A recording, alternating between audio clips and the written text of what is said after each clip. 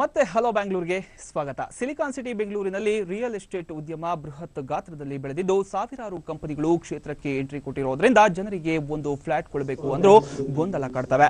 ಕಾರಣ ಅಪಾರ್ಟ್ಮೆಂಟ್ಗಳ ಗುಣಮಟ್ಟದ್ದೇ ಎಲ್ಲರಿಗೂ ದೊಡ್ಡ ಸಮಸ್ಯೆಯಾಗಿದೆ. ಆದರೆ ಕೆಲವೊಂದು ಕಂಪನಿಗಳು ನೈಪುಣ್ಯತೆ ಮತ್ತು ಗುಣಮಟ್ಟದಲ್ಲಿ ಉತ್ತಮವಾಗಿದ್ದು ಇಂತಹ ಸಂಸ್ಥೆಗಳನ್ನು ಗುರುತಿಸಿ ಪ್ರಶಸ್ತಿ ನೀಡುವ ಕಾರ್ಯ ಇತ್ತೀಚೆಗೆ ನಗರದಲ್ಲಿ ನಡೆಯಿತು.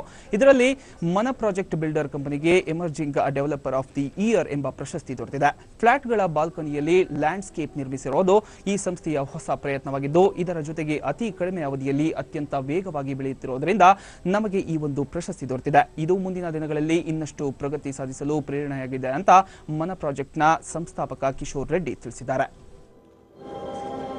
ಯಾರು ಒಳ್ಳೆ ಪ್ರಾಜೆಕ್ಟ್ಸ್ ಮಾಡ್ತಾ ಇದ್ದಾರೆ, ಯಾರು ಈಗ ಈ ನಡುವೆ ಜಾಸ್ತಿ ಪ್ರಾಜೆಕ್ಟ್ಸ್ ಮಾಡ್ತಾ ಇದ್ದಾರೆ ಅದು ನೋಡಿಬಿಟ್ಟು ಎಮರ್ಜಿಂಗ್ ಅಂತ ಕೊಟ್ಟಿದ್ದಾರೆ. ಸೊ ಏನಿಸ್ತಾ ಇದೆ ಇದೊಂದು ಈ ಥರ ಅವ್ರು ನಿಮ್ಮ ಬಿಸ್ನೆಸ್ಗೆ ಏನು ಖುಷಿ ಆಗ್ತದೆ, ಆಮೇಲೆ ನಿಮ್ಮ ಬಿಸ್ನೆಸ್ ಯಾವ ರೀತಿ ಅನುಕೂಲ ಆಗುತ್ತದೆ ಹೇಗೆ?